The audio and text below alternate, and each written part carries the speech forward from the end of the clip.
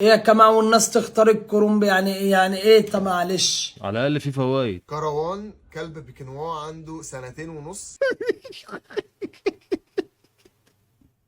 ايه اللي بنعمل ايه لبعض؟ احنا رجاله هنعمل ايه لبعض؟ شقه وعريانين؟ انت مجنونه ولا ايه؟ انت مش سامعه صوته؟ يا احمد بروح يا يا عم ايه احمد. اللي يا احمد؟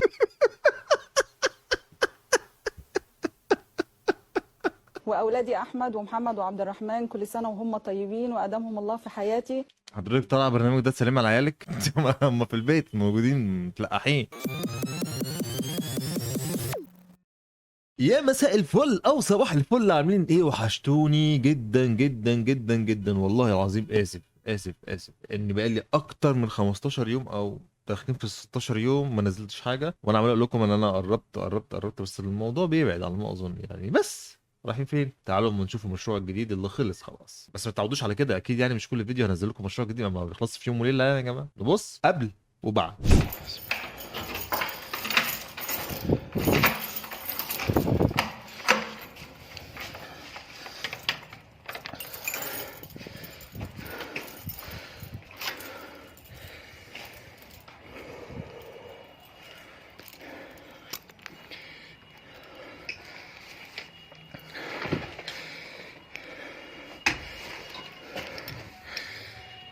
ده كده ريسبشن،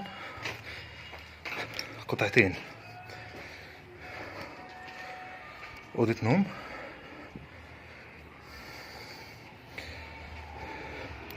بلكونة،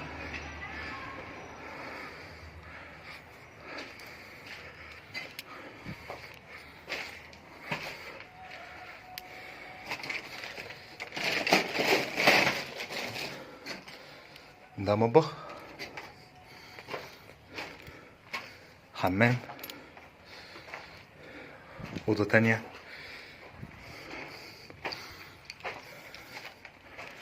أوضة تالتة، كلها بص على الشارع.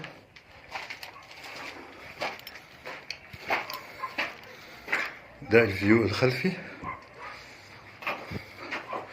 طبعا في هنا تحت عماير،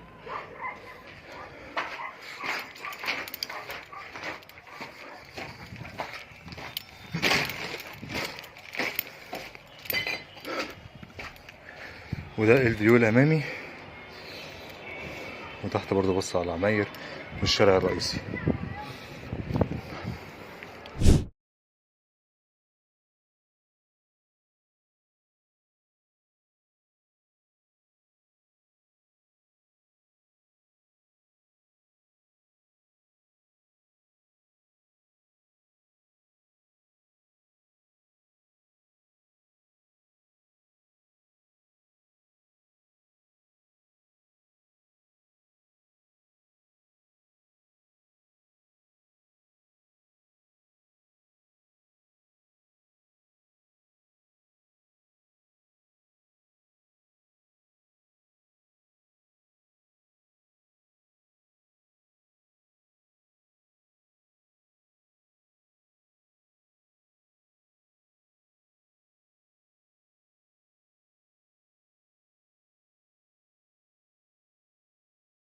ورجعنا تاني نشوف معانا ايه، لان انا بقالي كتير غايب عن السوشيال ميديا ما اعرفش اي حاجه خالص. يلا هنبدأ ان شاء الله. هنديلكم الحصه الاخيره. كل اللي طالبه منكم بس ان انتوا كده ايه، تتفائلوا ان شاء الله الامتحان هيجي سهل وجميل، وتوطوا صوتكم كده وتعملوا الموبايلات سايلنت عشان ما بحبش صوت رنة الموبايل. بسم الله هنبدأ. انا عارف انا العيال اللذيذه ديت اللي بتحب يعني تتروشن عشان في بنات وكده يعني.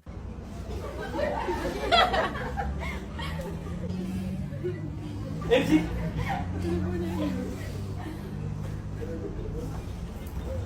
انا سمعت حاجه، قلت لكم ولا ايه؟ سمعت حاجه غريبه صح؟ حاجه غريبه؟ الكتاب ده في حاجه تحتيه. انا صحيح نسيت احكي لكم على حاجه.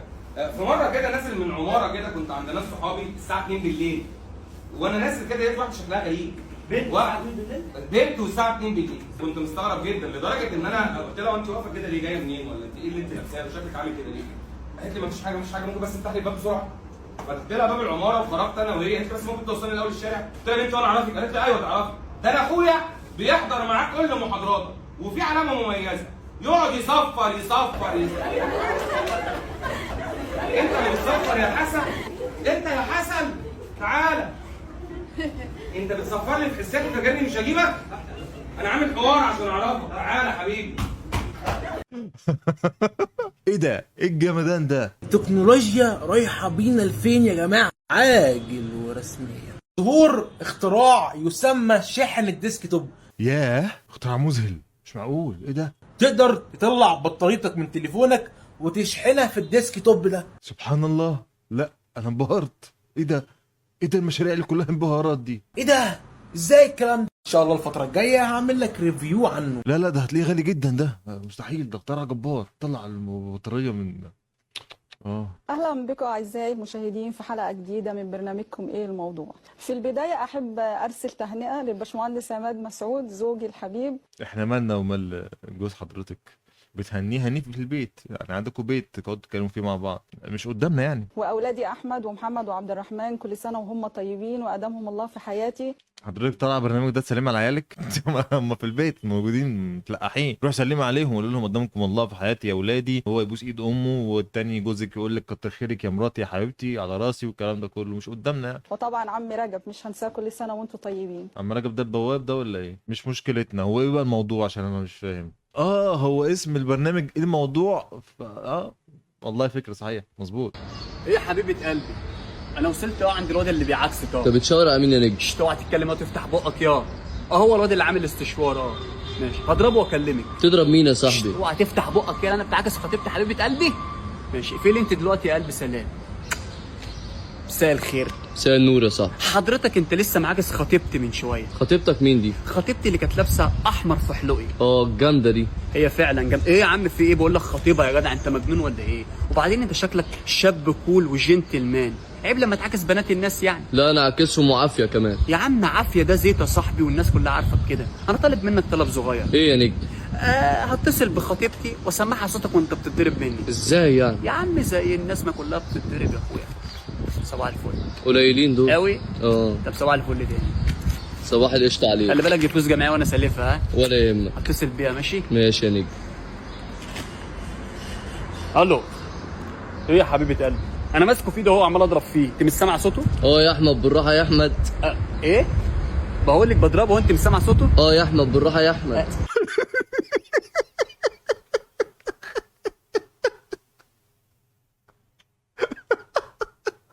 والله يا احمد بالراحه يا احمد دي ايه ده؟ ايه اللي بنعمل ايه لبعض؟ احنا رجاله هنعمل ايه لبعض؟ شقه وعريانين، انت مجنونه ولا ايه؟ انت مش سامع صوته؟ يا احمد بالراحه يا احمد. احمد. ايه اللي يا احمد؟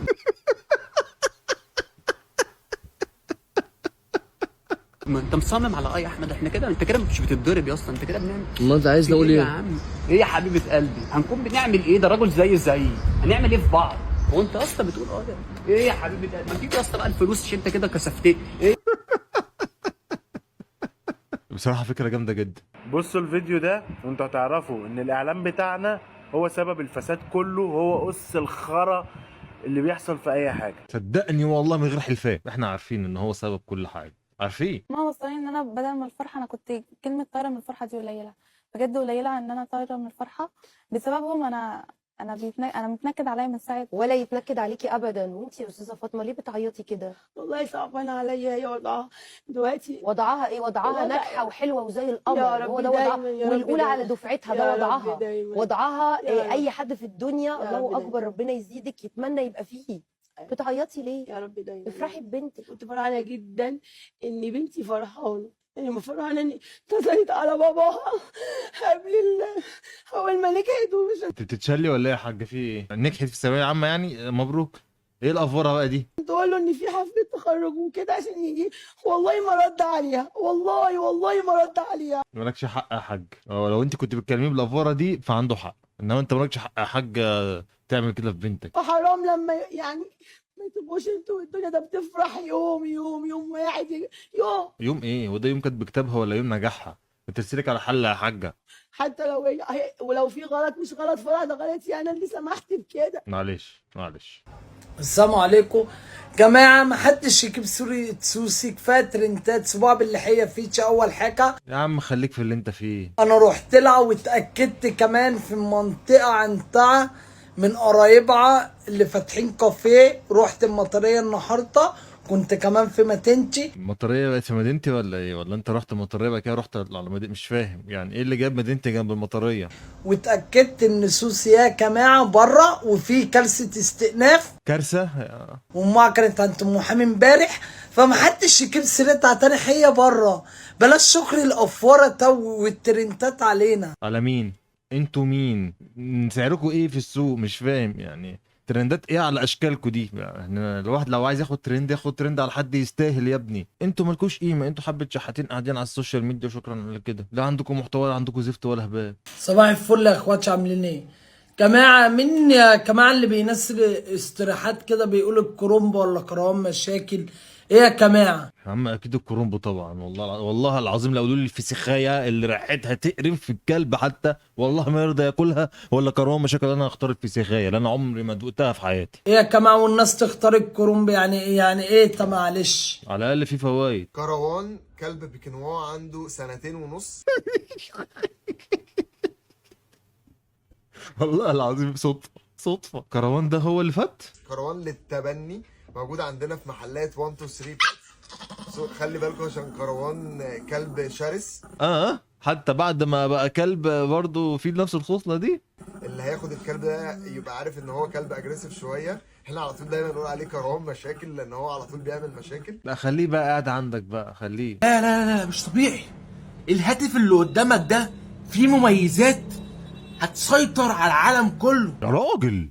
ياه بجد التكنولوجيا رايحه بينا لفين؟ عاجل ورسمي. الهاتف اللي قدامك ده اسمه نوكيا 6600. من احدى المميزات الخطيره جدا في الهاتف ده انه بيسجل صوت وصوره. انت متخيل؟ مش معقول، انا مندهش. ايه ده احنا اتطورنا جدا. لمده دقيقه اتفضحنا. خلاص التكنولوجيا بقت خطر علينا. التكنولوجيا عايزه مننا ايه صحيح؟ يسجل لمده دقيقه؟ مش طبيعي. ده كارثه لو قلت لي ان هو كمان بيركب له ميموري. يا لهوي يا لهوي، ده انا هنزل اعقب لك دلوقتي. ان شاء الله الفتره الجايه هعمل لك ريفيو عنه. يا ريت لحسن انا منبهر وعايز اشتريه. السلام عليكم. معلش انا اتاخرت، كنت بعمل عمل خيري يا جماعه. في دماغ اخوك وايد مراته صح؟ وانا بقيت بتوطى وفتحت صفحه من بعد الحلم اللي انا حلمته. انت بقيت متوتر ولا بقيت ايه؟ مش فاهم بس ماشي. حلمت بايه بقى؟ صفحه جديده يا جماعه تماما. ده على الفيسبوك اكيد يا اما على تيك توك. بس عملت صفحه المهم يعني. واي حاجه هتبقى انسوها، واي حد زعلان مني حقه عليا. مش بقول كده وخلاص، لا، اي حد زعلان مني حقه عليا. وانا جماعه اللي هيقول لي بم هقول له شكرا. السلام عليكم. وعليكم السلام. دي بم يا اخي. يلا اتكل على الله بقى. يلا يا عم يا نص زفار على الصبح. الرقاصه لما بتدخل القصر ما بتتحولش الملكه، القصر هو اللي بيتحول لكباريه. فبالنسبه للشباب الصغير بلاش تنبهر قوي بمشاهير التيك توك، لان هم نفسهم بالرغم من انهم قعدوا في قصور بسبب قعدتهم وتسولهم من على التيك توك، لكن برضو حاسين بقليتهم. والدليل على كده انهم لما بيتخانقوا مع بعض بيعايروا بعض بقعدتهم على التيك توك. حضرتك دول حبه شحاتين قاعدين متسولين ما وراهمش لا شغله ولا مشغله. فمن الطبيعي ان هم ما عندهمش حاجه يفتخروا بيها في حياتهم الا قعدتهم على طيبه قلبهم. فعادي، ايه المشكله؟ تمام. معظم اللي على تيك توك يا اما جهله يا اما عواطليه اللي عندهم لا شغله ولا مشغله. فعادي بقى. وبيقولوا لبعض يا شحاتين يا متسولين، وكل واحد فيهم بيحاول ينفي عن نفسه تهمه ان هو بيشحت من على التيك توك. طالما بتاخد فلوس من الغير بدون اي خدمه او اي مقابل فانت شحات. يعني انا بعطف عليك فبديك حاجه، بس شحات حبيبي شحات. وبيقول ان هو من الاول خالص كان معاه فلوس وما كانش مستني فلوس التيك توك دي علشان يبقى حاجه. ما هو ده بقى زارة السنين. هو ده بقى ايه يعني؟ بعد ما عمل فلوس صدق نفسه قال لك انا كان معايا فلوس. لا يا حبيبي، من جيوب الناس اللي كانت بتدعمك، او بمعنى صح من غسيل الاموال اللي بيحصل على تيك توك. ولو مش عارفين الكلام ده، في ناس كتيره جدا متكلمه عن موضوع التسول والشحاته وغسيل الاموال والكلام ده كله على المنصه الحمراء. يعني من الاخر كده مهزله بكل المقاييس انك تقعد تعاير حد بفعل انت بتمارسه طول الوقت، وفي الاخر الناس دي هتعيش وهتموت من غير ما يعملوا اي حاجه في حياتهم خالص، لا انجاز ولا نيله ولا زفت على دماغهم. عشان كده فعلا ما تخليش ابنك يقول لك انا نفسي ابقى اطلع تيك توكر ولا مش عارف ايه ولا الكلام الفاضي ده. ما تمشوش في الطريق السهل اللي فلوسه كلها حرام. تعالوا بقى عشان بتقولوا لي هو انت اوفر ليه؟ هو ابنك اخترع الذره؟ لا يا حبيبتي ما اخترعش الذره. ابنك توتته عريانه بس ما اخترعش لا ذره ولا نيله، هي التوته بتاعته عريانه يا جماعه في ايه؟ وحمرا. بس عمل حاجه تانية اكبر بكتير قوي من اختراع الذره. وريهم يا دودو عملت ايه. ورينا التوته يا دودو، يلا يلا يا حبيبي يلا لف. تعالوا شوفوا دودو عمل ايه، وريهم يا دودو. ايه عملت بتبيه في قلب اللانش بوكس ولا ايه يا حبيبي؟ ايه ده؟ خلص اللانش بوكس كله بمجهوده الشخصي. ياه بجد؟ لا لا لا لا يا دودو، لا لا لا لا، برافو برافو يا حبيبي. وده انجاز طبعا امك تطلع تفتخر بيه قدامنا. يا الله عليك يا دودو، دايما كان فاجئنا يا اخي. ايه ده؟ محدش تدخل وخد منه قطمه. برافو يا دودو برافو. كل اللي يقول لك هات قطمه تديله على قفاه. خلص اللانش بوكس كله، وريهم يا دودو اللانش بوكس. شايفين؟ الحلقه الجايه بقى عايزين نشوف دودو وهو قاعد على قعده التواليت بيعمل بدل البوتي. الله يشفي كل مريض يا رب. ايه الشطاره دي؟ ايه الشطاره دي؟ ايه الحلاوه دي؟ ايه الطعامه دي؟ انت دايما كده وسطك اللي تحت سايب يا دودو ولا ايه؟ الله ينور عليك يا دودو، الله ينور يا حبيبي. ابني خلص اللانش بوكس. عندكم حد في عيلتكم بيخلص اللانش بوكس؟ ده الولد من كتر ما هو خلص اللانش بوكس عمال بيلحس اللانش بوكس. لا ما عندناش حد من عيلتنا، كلهم نوتي، كلهم بيسيبوا بقيه الاكل في اللانش بوكس عادي.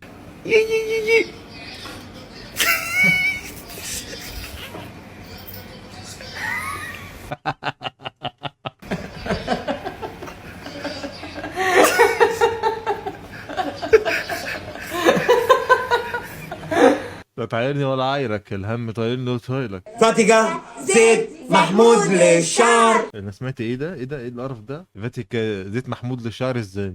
لو الشعر مقصف ماشي. طب انت ليه ما استعملتوش بالكنافه اللي في دماغك دي؟ انا شعري صحي اكتر. انا اسف يا بنتي بس هو كارثه خالص يعني، ده كله جاهز. سيبي يا ماما سيبي. وانا شعري مش بيقصف. هو فين الشعر ده؟ انا اسف يعني. ما فاتيكا زيت محمود للشعر. ايه والله يكون في عون الشركه، اكيد خسرت دلوقتي خساره رهيبه بسبب الاعلان الجميل. بس كده يا جدعان ده كمان النهارده، اشوفكم على خير واحلى مسا عليكم، سلام.